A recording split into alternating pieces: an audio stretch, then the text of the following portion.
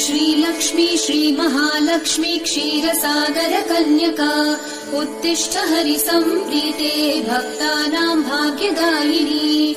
श्रीलक्ष्मी श्रीमहालक्ष्मी क्षीरसागर कन्यका उत्तिष्ठ हरिसम्प्रीते भक्तानां भाग्यदायिनी।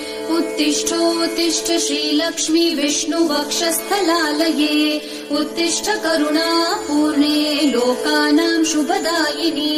उत्तिष्ठोत्तिष्ठ श्रीलक्ष्मी विष्णुवक्षस्थलालये उत्तिष्ठ करुणापूर्णे लोकानां शुभदायिनी।